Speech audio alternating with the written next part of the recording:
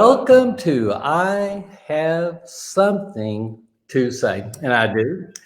But first of all, I want to say to all of you, I am so blessed to be doing this, and I have two great guests on my show, the Tom and Jerry show. And Tom Broussard is a hero to me. Um, People know my story. Tom, my mom sent a video of Tom my way, and I knew that I could talk again because he gave a glimpse of progress, what it could be. And Jerry is my best friend in the stroke business. He so amazing, and I love him so much. So I'm going to bring Jerry and Tom. Hey, hey, hey. Hey, guys. Hey, nice to see you both. Well, it's good to see you. We have a lot of comments already coming. So if we do this, we'll do it all day. Paul, good morning. Michelle, good morning. My good friend Don West, good morning. Oh, Salu's in the house, all the way from Athens, Greece.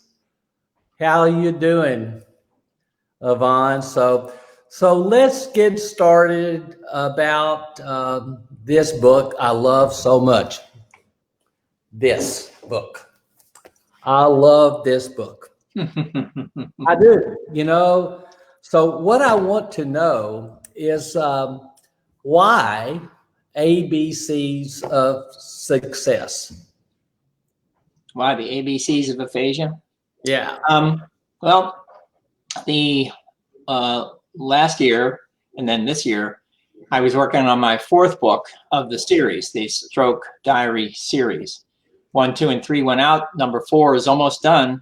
But when I was getting closer to that, I began to realize, because I was studying what was happening with the world, that so few people know about aphasia. They really do. I mean, we all know, all of us in that bubble, Paul, you and I talked about that. We're all in this bubble. Unfortunately, the people on the outside just will never understand. We never understood it until it happened to us. Right. But there are other diseases like AIDS, HIV and AIDS. A lot of people don't know about that either until we finally build enough public consciousness to realize, oh, there are issues, there are things, there are interventions that all of us should know, whether you have it or not. Same thing with aphasia. Nobody knows about aphasia, even though millions of people have it, and up to 40% of people with a stroke get aphasia. So that's when I figured out I should write another book quickly, and making it in that way, as you saw in the book, that is built for the family when they first have that stroke, and can see the images first, then some small explanations, then more explanations, then websites, more of the rules or issues of how you'll get better, but starting with nothing, in some cases, just an image, because otherwise a person like me couldn't understand. When I had my stroke, and Jerry can speak to this as well. When I had my stroke, I didn't have any clue what that was. My family didn't have any clue what that was. I was in a teaching hospital for stroke. They didn't have any idea. They did a poor job explaining what aphasia was, where we could get resources. We were just lost in space. In space. Go ahead, Jerry. No, I'll say the same thing. Coming up on 10 years of my stroke, and I didn't know what aphasia was until probably maybe 3 years ago, because no one told me in the hospital. I had no clue what it was. Well, that's part of the issue. That's why I wrote the damn book, because believe it or not, Exactly. and believe it or not, I had written my own article about hospitals because I did a study here in Florida about 23 hospitals here in Florida. I couldn't believe that, by the way. What's that? I read that article. I was shocked. Yeah. 20 out of 23. Not only they don't know anything, if you go to some of them, you put in the word in their search box, you put in the word aphasia, literally it will say, sorry, we don't know what that is. It's just How hard can to believe. that possibly be? So it turns out, like you two guys, when I had my stroke and was leaving the hospital, they gave me a one piece of paper and it listed, you'll see it in some of my articles too, it listed, here are the issues you might have trouble with, and aphasia was on the list. No explanation of what aphasia was, and I had to wait a month before I went to my rehab hospital. So I was home alone. My wife had to go back to work. No information about aphasia, although you could get some stuff online. But even at the beginning, I couldn't even use the keyboard, never mind do anything else. Never mind having something that, again, this is how I made this so that on the day you have that stroke, you give this to the family, then they begin to see literally just the images. Literally, they go, oh, the beginning of understanding that this has something to do with Exactly. we call aphasia. Oh, that's what that is. But otherwise, you will never know. And it took me years to figure out, like you guys did, before I could really come to understanding what aphasia really meant. Exactly. It would have been nice to have this little thing that said difficulty understanding. Duh. Right. Difficulty reading. I couldn't. Difficulty writing. I couldn't. Right. Difficulty speaking. 111 was all I would say. So it would have been nice if somebody had showed this to me. Just the first page. Right. And it's so we talked about it. We need to bring awareness, but we have to raise our outreach because it's so important. This needs to be in every stroke hospital in the world. It's true. I'm telling you, it needs to be. So what I wanted to do, if you don't mind, Tom, we don't have time to go through every alphabet because I would like to. It takes too damn long. We would take a long time. So we're going to turn to the D's. And the D is awareness of your deficits. Awareness of your deficits. Talk to me about that, if you don't mind. Sure. And that's another issue, of course, with hospitals and the beginning of your stroke is you have these deficits, couldn't read, write, or speak well, but you weren't aware that you had those issues. So the awareness of your deficits has its own skill. It's like reading, writing, and speaking. Awareness has its own skill. And until you, quote, grow that skill of being able to, quote, see, hear, understand, that's all part of aphasia and awareness. Until you grow by all of the modality, all the activities you have to do, you'll still be unaware. So that's the beginning of it. So at the very beginning, most of us didn't know that we couldn't read, write, or speak well. And even if they told us that, unfortunately, because the brain still can't fully grasp what's being said to them, then even if they told us, it takes longer than just telling you that once a day, or never mind, every minute. Not that they're going to tell you that either. But again, if you have this book with you, then you can continue to read it because it does take the feedback of hearing, seeing, listening, understanding, then doing it again and again and again. And after a bit, you go, oh, now I'm beginning to understand when I was talking to the window and was trying to say those words outside and they didn't come out as the words I wanted. Exactly.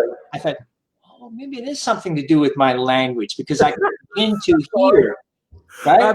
It takes a long time. Go through that. It just, we laugh because we know, we understand. Yeah. Brooke Allen said, "Good morning, guys. I could only say no. I agree about the book. Aphasia will not stop me." Right. And Tom and Salute says, "I was aware of my Houdini Tom's deficits," and you're doing a good job helping him, by the way. And Melissa says, "It's so frustrating to me that people don't understand. It's taught, it's just no one cares to learn it if it doesn't impact them." I would like to say the world's a better place. I would like to say the world needs to be more kind, and it does. But we have to force the issue in some way. We do. We have to force the issue. That's true. Yeah. Yeah. Well, when I went to speech therapy, looking back, no one told me I had aphasia. When in the beginning, I just thought they're going to help me speak better, or learn with a keyboard what's going to happen with the keyboard. I'm going to learn to type, but no one told me you have aphasia. So I called Friday, this past Friday, some of my therapists, and I said, "Do you know what aphasia is?" Because I remember, Paul, you said that a while ago. You went to the medical community, so I called several of them just to check in, say hello. There was probably 90% of the 4 people I talked to didn't know what aphasia is. Wow, I couldn't even talk because I was dumbfounded. they 3 of them didn't know what aphasia is. You know, when we're going to move over to the G grammar. When I was in the hospital about a year ago in St. Petersburg, Right. on the anniversary of my stroke, by the way, I thought, and we took me to the stroke floor. That my nurse walked in and said, how's it going? I said, "I have aphasia." And she said, "What's that?" I said, "Honey, sit down. I believe I was sent here to tell you what aphasia is. How long have you worked here?" "Oh, just over a year." I said, "Do you know anything about aphasia?" She said, "I think it's some kind of language disorder, but most people, it clears up in 90 or 120 days. Well, she was close. She was close about it. Yeah. Yeah, close by 10, right? On the floor.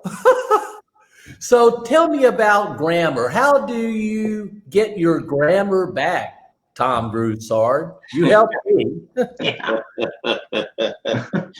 Well, I always have to go back a little bit, and I'll try to make it short of what is always a long story. When it comes to grammar, as an example, the way the brain works is it involves all of the cells you have. So when you have gotten to whoever you are, when you age, you use all those cells. They're highly redundant with their activities. Highly redundant. I've read about it. They say up to 11 redundant systems. Really? Oh yeah, huge. Huge. I'll write more about that too, although I once. Something new today? What's that? I just learned something new today. Oh yeah, redundant. Highly redundant, like I say, up to 11. So, but it involves all the cells, and it can parcel them out so that it's redundant. So if you have a headache, or you have a concussion, any number of things, it is able to use the cells it has. And if for a minute or an hour you're having trouble finding your way, it's so redundant that it continues to go forward, even though you might feel sick and you really can't do what you need to do, but you haven't, quote, lost anything. When you have a stroke, and depending on severity, you lose some large component. Hundreds of millions of cells are gone. They're never going to come back. Well, unfortunately, what happens is that they all share a part, and they contribute to a system of redundant systems, right? Yeah. You don't know where they all fit. that only other than the fact that when you lose it all, now you can't read, write, or speak in a particular way. You can't find your way back. You know, you can't because they're redundant. Now, having done that, the remaining cells, you've lost those, they're never coming back. The remaining cells have that capacity of plasticity, which requires experience-dependent, that's the full word, experience-dependent neuroplasticity.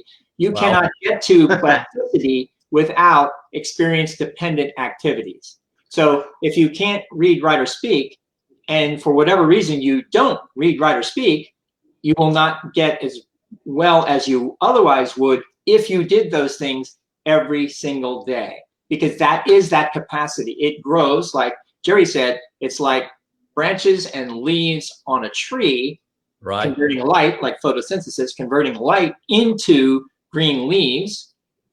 Plasticity converts thought and neuroactivity, cognitive activity, into brain matter, neuromatter, with new of these dendrites and synapses, but otherwise call them branches and leaves. That's how it works. And as a result, they don't necessarily come in and replace the cells that are gone, but they now start to adapt the deficits that those actual cells can actually tell that are missing, and they can contribute to each of these redundant systems again.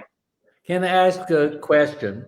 Yeah. When I first started to regain my ability to speak, and really a win for me was when I got back to studying the things I knew, the things I love, my creed, my affirmations.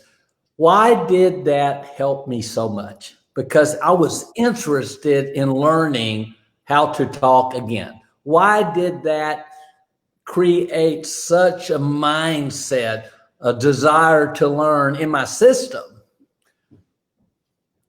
So, good question. Actually, the explanation of your question is the answer to what you just said. An awful lot has to do with who you were before, based on the habit, because the habit is an amazing capacity to the brain, and what is otherwise called the motive force, so otherwise called motivation. But when you get to the rules of speech-language pathology, those 5 rules are motivation, practice, practice, practice, practice. But motivation is an interesting thing because you can't really tell somebody to get more motivated, but the motive force is what drove all of us to become who we are. And to the degree that you have that motive force, what then becomes the habit, which then resides within you, you haven't lost your habit, such that as you start to, your brain is foggy, and I do know it's entirely about who you are and the severity and where it exists in your brain with the stroke. But given all of those things, as it settles down, the motive force, the habit, typically will have you start doing what it used to do. So I kept track. Paul has already mentioned you keep track. Keeping track is a large component of. Well, what about that? Yes, that exactly. Track. That's right. Where did that come from? So I don't know. I'm smart that way. So how did you keep track? I know how I kept track. I journal, taught that all my life in my work. So I was used to journaling, and I was used to recording, but I couldn't write and I couldn't speak and I couldn't. So I had to get my way back. And my mom said, record the first video. I don't care how many takes it takes. So it took 118 takes to record a minute video to my father, wishing him happy Father's Day. And I have recorded since June the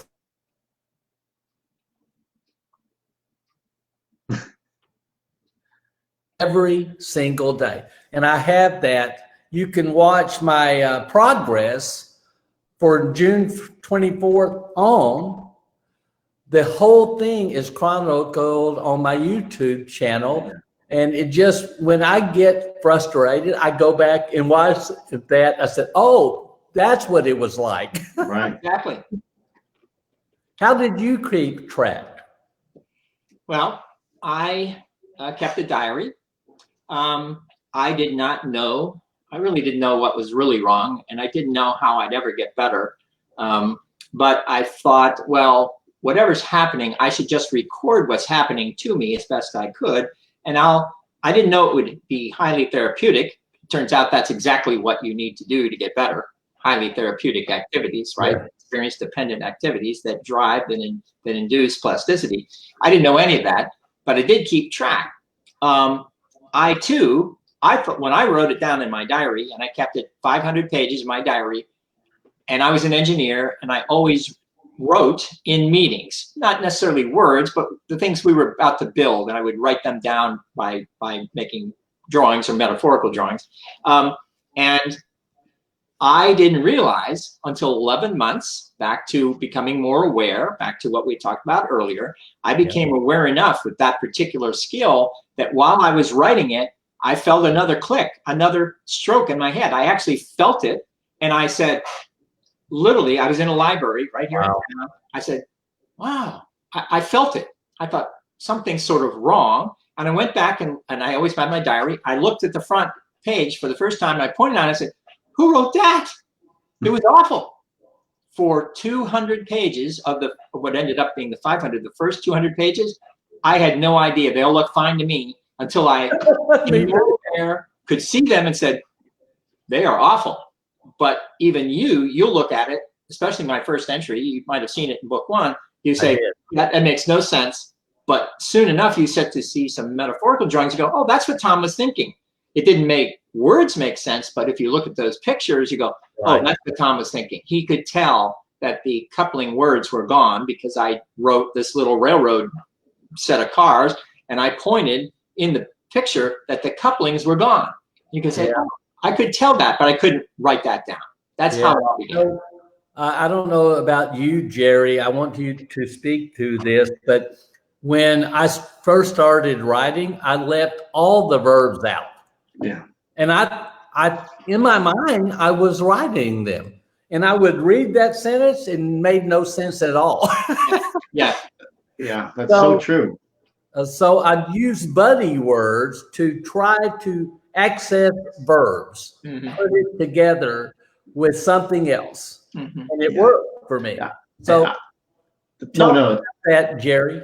Well, for me, it was different. You just touched on it, Paul, that what I wrote down was stuff only I could understand. No one else could, like with Barbara, she'd look at what I'm writing. She would say, that makes no sense, but it made sense to me, in the beginning. And so that's how I kept track of it. And like you said, is going back, wow, looking at things, I really was so far off base. And I see why Barbara was looking at it, why it made no sense, but I still understand it. And I still do that to this day. They're kind of like a little summary of what I understand. So, but it's slowly getting better, because it is funny how, not making fun of all of us with have aphasia, but we understand. Yeah. Absolutely. Lutz has said that she keeps a daily log for Tom and caregivers. My mom did that too with my dad. And I'm telling you, it was so helpful. When my mom got sick, I was able to walk into my dad's and mom's house and see everything chronicled. I knew what time they gave the medicine, what time they got the bath, how the effect was, a daily recap. My mom wrote a daily recap for 7 years. For 7 years. That's valuable information. Yeah. So good. So Michelle said, you could say that word better than me. Say the word. Neuroplasticity. Use it or lose that. Right. That's true. So how do you, I was struggling a lot early on finding my words. All right. Were you struggling finding your words too, Tom? Oh, Tom. And Jerry? Yeah. In my case, I struggled finding any kind of word, because you can actually feel the effort of finding, quote, a word and not being able to, quote, find it, then I couldn't say it. But I did continue talking. And I thought everything looked fine too. But like you, I recorded myself for 2 years with my phone, with my iPhone. Yeah. And again, didn't realize how highly therapeutic and useful it would be, because I would listen to it and it still sounded fine to me. Not unlike Jerry, seeing he could write down and thought he understood it and still thought he understood it, later realizing what you were writing didn't make sense. Same thing with the phone. It wasn't so much a struggle other than the fact that I actually couldn't say, but when I did say things, I still didn't realize that what I was saying still didn't make sense until 11 months later. But yeah, it was an interesting thing. How do you get that message across to other people? Because Tom and Jerry, you know what we go through. I'm not on a pity party at all. I like me either. I'm so blessed. I'm so fortunate that I have the ability to experience life, just life. But how do we get that across to people that are around us, maybe a lot, and still don't get it? How do we get the message across that ambient noise sometimes it's interrupted? How guessing sometimes is interrupted. Trying to fill in the blanks is sometimes interrupted. In the middle of a thought, if I get it interrupted, it's gone. So how do we get that across? Is to be frank, their neurons have anything to do with that, learning to process. I would like to have some way. Hey, I'm fine, but I have a little language disorder coming. Yeah, that's definitely a Tom question there. Oh, I was waiting for Jerry. Well, I mean, with me, what you just said is when I'm talking to Barb and the phone rings and my daughter's calling, I have to interrupt because I will forget what I was going to say. So I said, please, can I just finish my sentence? Because otherwise I'm done, and it may come back later on. Mm-hmm. Mm-hmm. I mean, I know that probably makes no sense, but for me, it makes sense. Well, in this person has just said, I think instant, say that word for me. I think instinct plays a part as well. Thank you for that saying it, and thank you for pronouncing that for me. Well, I wrote an article. I'll read that to you because of this.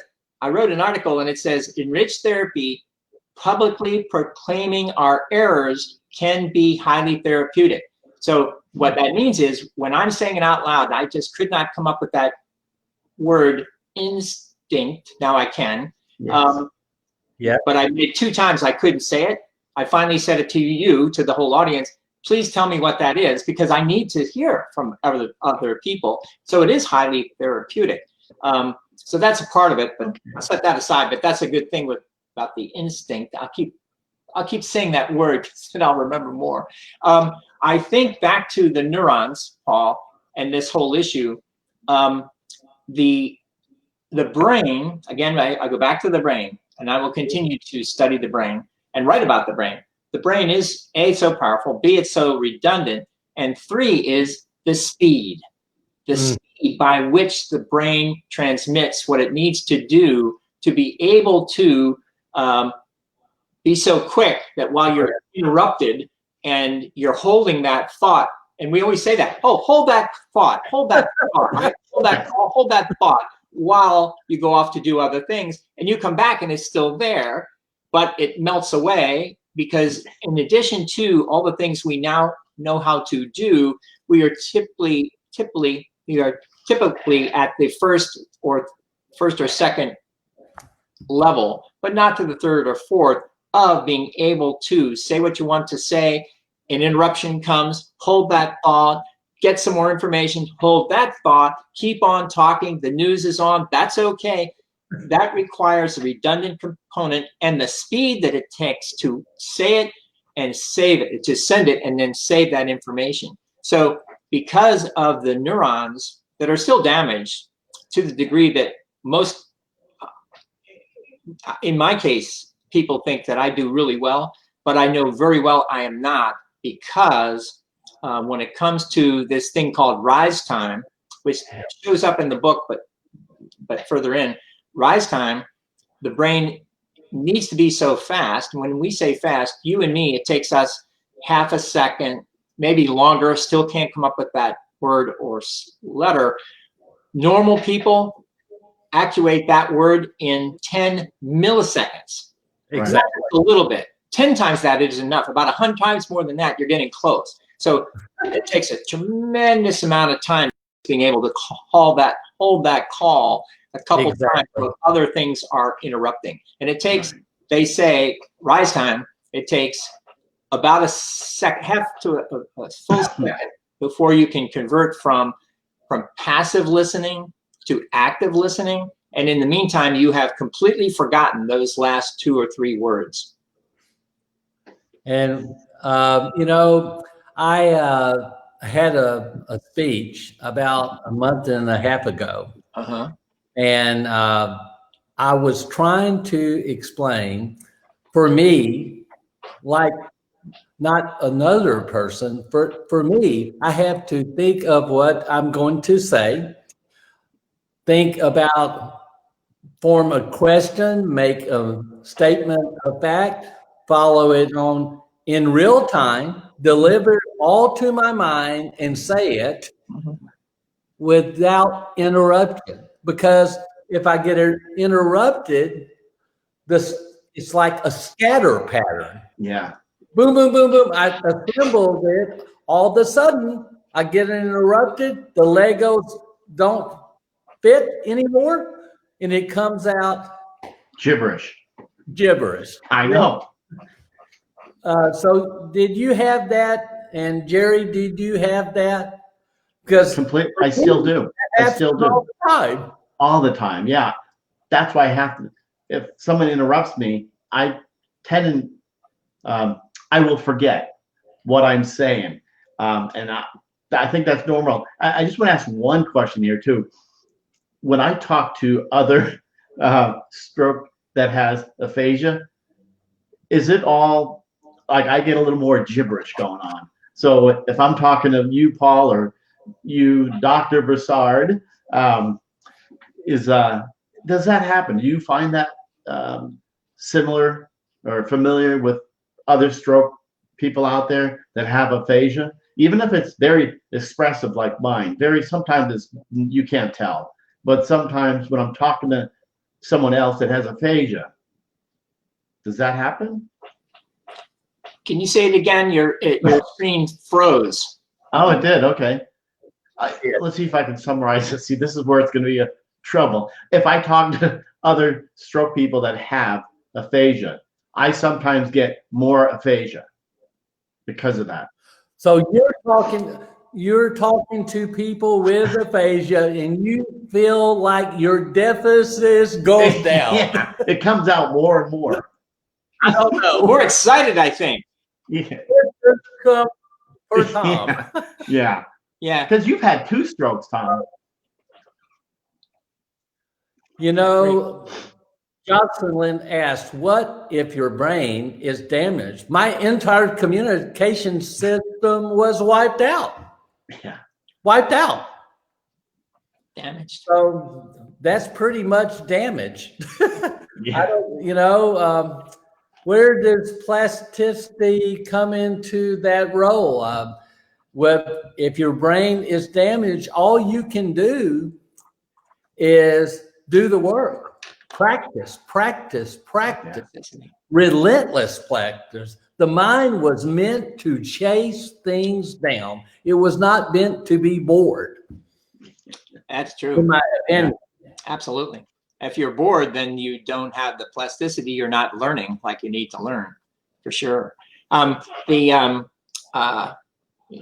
going back a little bit, what you and Jerry were saying earlier, I think you can get pretty excited, and you could be excited because you're with other people that you know, as opposed to strangers. You can be more quiet. You're not going to really talk to them yet because, you know, they don't know anything about aphasia yet. With other people we do know, you know, we get excited with each other, you know. Oh, you're an asshole. You don't know anything, because you can talk with your friends, you know. Yeah. Did I say something bad? No. Jerry says that to me all the time. But, and now going back to what Paul said is, and Jerry too, I wrote about it in one of my books. Now I don't have it with me, but I could tell, and beginning to understand it has a lot to do with timing. I could begin to see, I don't know if you can see my hand, but I began to see that normal people. Put it over this way. Is this better? Right there. So normal people, when they think, they act, right? Boom, boom, boom, boom, boom. Right. It happens very quickly. When I started to see what was happening was I would think of an item, consider different changes that I had to do, decide which one I should think about, decide on this one, act on that one, and I began to see that all of those took time. And that's why it takes so much time. And if you're interrupted, you're halfway through that and it's gone. So as you take your work to collapse those 5, and it really was more like 7, into 1, and then 2, and then together, that takes all that work. And exactly. I'd say for the rest of your life. Yeah. In real time. In real time. In real time. Yeah. You know, one of the things I try to do when I do my show, I just use bullet points to help me remind myself, but I don't like to talk with notes. Mm-hmm. I'm better thinking of what I want to say when I say it. Mm-hmm. Right. I was using it as a crutch. Mm-hmm. And I'm slowly getting away from that. I just talk like I talk. It doesn't come out perfect, but it's better than it was yesterday. Mm-hmm. Mm-hmm. If you practice. So how, what's when I say plasticity, what's the main thing that we need to learn? How would you synopsize that in a sentence or two? Well, I do use the metaphor of photosynthesis, converting light into sugars, basically converting that into green leaves. Plasticity converts thought, and I'll stop with that, just thought, into neuromatter. That's how it works. So it's really the conversion process, whether it be conversion, light, or thought, it is really quite the same. It actually converts that into brain matter. So when I practice, and Jerry, get in here, when I practice, like today I was working on developmental phrases. Right. And I said it, a lot of phrases. I had it timed. I did it for over and over again for an hour. And I would start, I will go, I will go to, I will go to the, I will go to the movie, I will go to the movie, and I will go to the movie, and bye, over and over and over and over. And I said it in funny voices. The more I challenge my mind, the more recall, retention I get.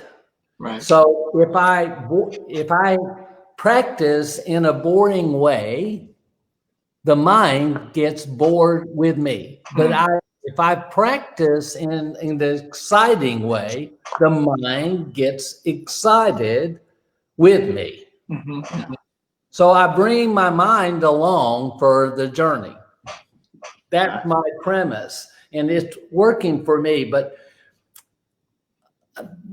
so many ways, when we talk about speech therapy, you mentioned that in your book, that's the S, speech therapy.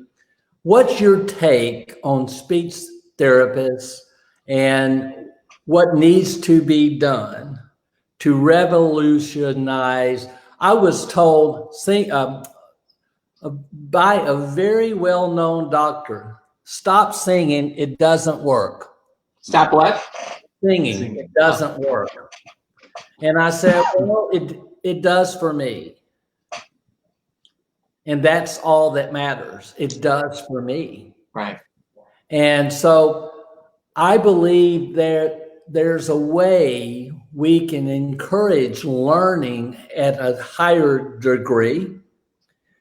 So what's your thoughts, Jerry and Tom, about that? And how can we revolutionize? I have to take this. Go ahead and talk. Right, Jerry.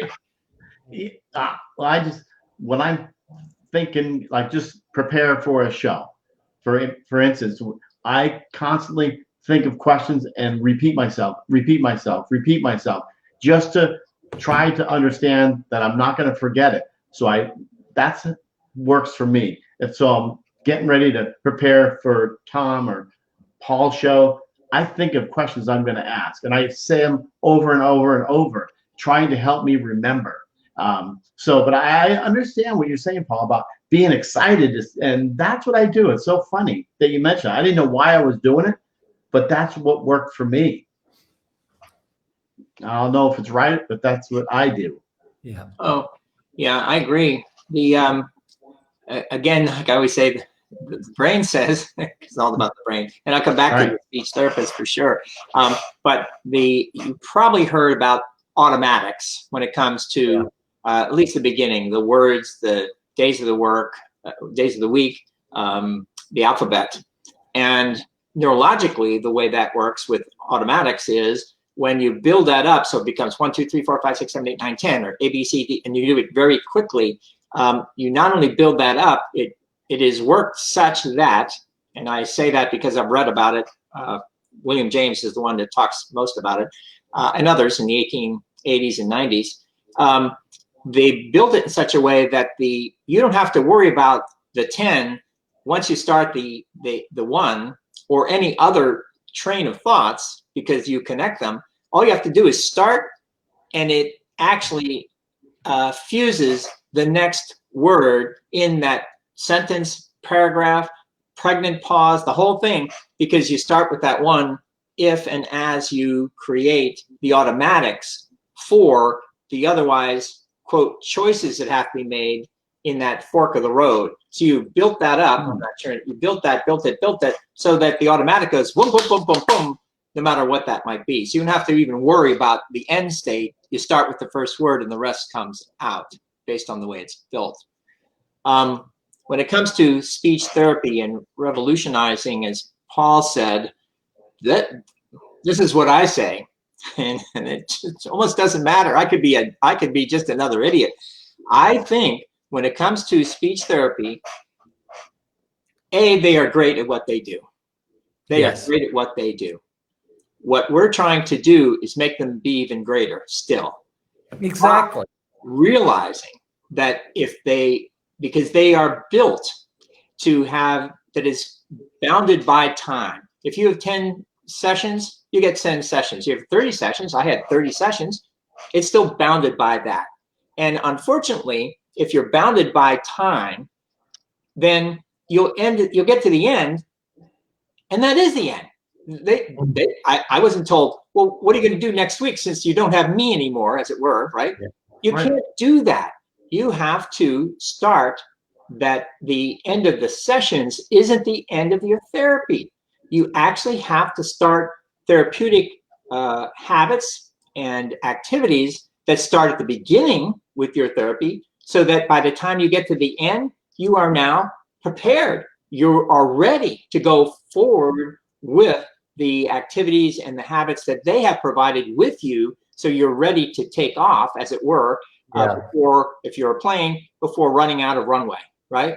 So that is what they have to do, and they have to do it sooner rather than later, not wait until literally, like me, my last day, they said, oh, we're going to petition for more hours. And I said, no, I don't want it anymore. What am I going to do with 2 more hours when I'm beginning to realize I need thousands of hours of work? Yeah, exactly. I have my own. And I would say, please, dear God, why don't you tell us that at the beginning, not at the end, that you have thousands of hours ahead of you for the rest of your life to get better. Don't just wait and say, well, that was great. Good luck. By the way, you had a nice 30 hours. If you don't go home and practice relentlessly, you're going to go back. Don't tell that. No, not at all. So I believe it's tools that we could be given or develop that would help people learn to talk. And I believe that everything, my first speech therapist was Christina in Shalimar, Florida. She was amazing.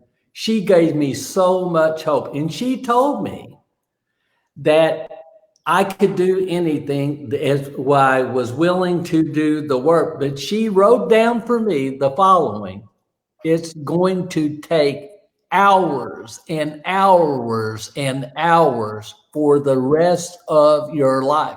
I still have that written. Nobody told me that 7 weeks in, but she did. Yeah, that's good. And it was so amazing. She uses my work, plays my videos for all her speech therapy students, because this is a guy that couldn't say a word that now can say a lot of words. Right. And just like you, my mom sent me your video. All I needed was a glimpse of progress. He is talking. I couldn't believe it. I watched that video of you, Tom, so many times trying to find out, does he stick on the word? And I finally, he's stuck. He's stuck. That made me feel better because you were so good. I was intimidated, but I spoke over the world, but I was intimidated. I was. To be honest with you, I was. Yeah. So I'm not taking a shot at speech therapists. They're wonderful. Right. I think they're limited by time more than we are. It's a 50-minute session. They do the work. That's about 10 minutes. They do a 30-minute session. The exit interview, that's your 50 minutes. That's so funny, yeah. And I know speech therapists want to do more. I believe. Absolutely. Did you see the article on homework? Did you happen to see that one on homework? So that gives people a better understanding of homework, not just with the 2 sessions you had plus the homework for each one, but beginning to realize that every single day, everything you do is your own kind of homework, and each one spins that playground spinner, and you, after a while, you get to just push it, you step back, push it, you step back, because now it's running the way you want it to run. And all you have to do, not all you have to do, but you have to continue to do that. If you want to go faster, sure, you put more energy into it. But if it's a weekend, You just let it keep going, but you do have to metaphorically understand that there's a spinner and you have to keep putting energy into that spinner to keep it going. You know, you have that word down to a science, metaphorically. You got that. So what's the point of voice recording? I did it all the time, but I know my take. But what's your take? Do you voice record, Jerry? I do quite a bit of it just because it's so easy with the phone. That's why I do it, and I keep track of it. Because writing, when I use like a journal, it's a lot easier typing it in my phone if I have instead of writing it down. So I do both. I do it quite a bit. But I want to go back one thing. When I went to speech therapy, and I used to go all the time, outpatient too. When I went to speech therapy, I had, just like Tommy said, 5-10 sessions or whatever. And after, when you're done, they do the exit, like you said, Paul, exit interview, whatever it's called. They exit you, give me a T-shirt and some handout stuff, and see you later. That's it. I'm thinking, okay, now what? Because I think I need a lot more, and they want to get, they call it for me, okay, you've graduated. Now you have to, you know what you need to work on. So we'll see you if we ever see you again. So that's what I always did. I was lost. And then I figured out I need to just start talking because I didn't know what else to do. So I don't know if you both felt like that. Well, I was just confused, to be honest with you. When I finished my 10 lessons, and I said, well, yeah. I can say, I could say one, and I could say sock, and I could say want to, but I couldn't say where I wanted to go. That's not good. So I had to come up with something different. So I went to that aphasia clinic that was 5 lessons a day nonstop, and I worked and I worked and I worked. I ran into some amazing teachers. Michelle changed my life. She was amazing. But what's voice recording for you, Tom? Sure, Paul. And I also want to say that in your case, since you recorded yourself, videoed yourself for years, I had all of my voice recordings going to the University of Virginia about a year ago. And then they had to study that and then convert that into classes so that forever, the future students who get speech language pathology get to actually see the change in my voice over time. And each one, for the first time they see it, they get to begin to understand how their craft works with the different understanding of what was wrong with my speech. I bet you they could do the same with you in Florida or in Louisiana with a research university that would love to have your voice. Yeah. Okay. You can give that a try. Check into that because it's chronicled every day. And you can say, you can tell it, you know, the first thing I recorded was so bad. Yeah. So bad. But step by step. I had 202 recordings, and they went to them. So yes, they would like that if you had them. Yeah. Good. Back to voice recording. Another component, another important component is that when you speak to yourself, I end up doing this. When I speak to myself, there's one part of it you can start to say what you just said, right? Saying what you just said. Never mind that it's recorded, but saying what you said, it provides the beginning of feedback that really comes back to your ears and then comes back to the brain. The brain, you're completely unconscious. You have no idea. But on the inside, those brain cells can actually hear what they're seeing. They can see the errors you are making, and they're already built because they're redundant.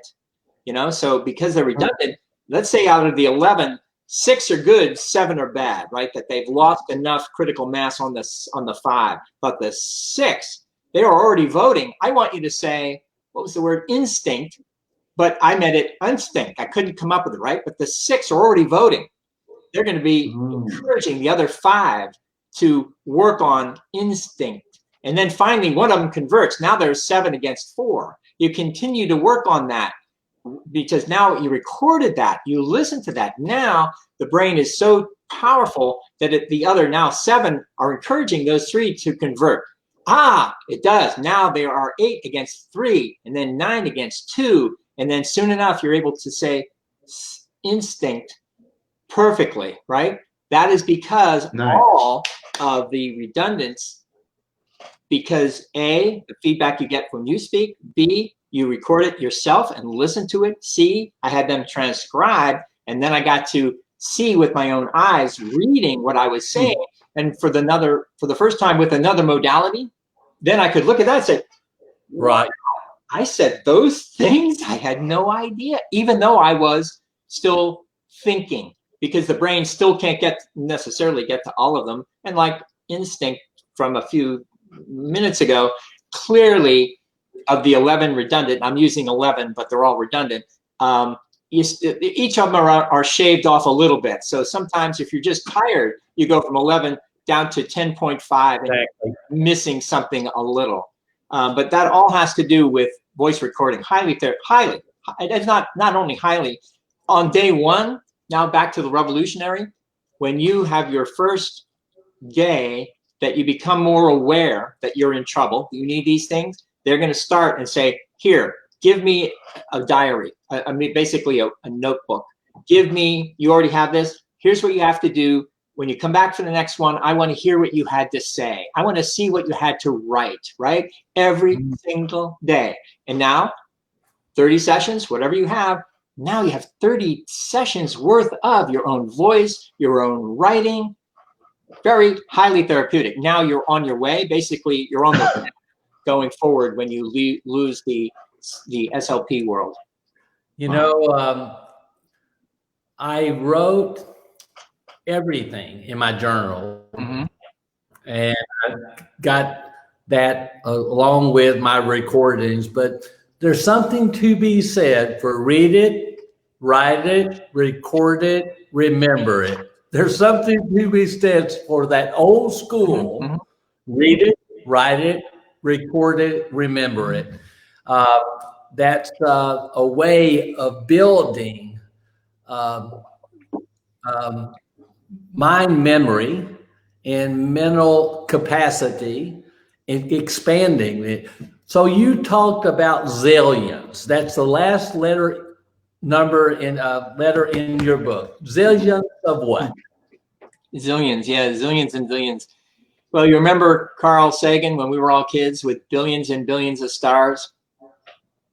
Same thing happens with the brain. We have billions and billions, and then ultimately trillions of leaves, synapses, and as they say, that it's a quantity has a quality all of its own, and it's because, again, you go back to sort of the basics. I'm very lucky that I'm an engineer because I think, unfortunately, with numbers, and I think about the fact that a certain component have lost with your brains, cells are lost, and they're never coming back.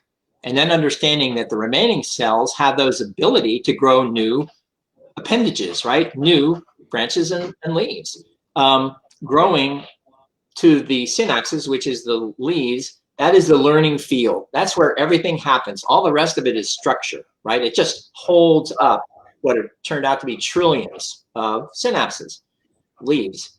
So to the degree, Tom, yeah. Has anybody told you that you're god awful smart? Nope. I'm just gonna say it. Clear the record up. You're so smart. I love talking to you. So Funny. I thank you very much, but you're too funny. You inspired me very much, and I just want to thank you, Tom and Jerry. You should name a show that the Tom and Jerry Show. I don't think it's done. Yeah. But I'm going to give away 10 free books of Tom's book, The ABCs of Aphasia. And they're autographed, right? And they're autographed, but here's how you get it. Post a story on my Level 10 Hope Exchange that in some way would inspire someone else. We all in this together. No one of us knows more than all of us. We learn from each other every day. Yeah. Just post a story. The first 10 posts, I will send a book to you, and send me on IM your address, and I will do it. And Tom, Jerry, you're the best. Congratulations. I really appreciate you more than you know. And until next week, I always say this: be blessed. Be blessed.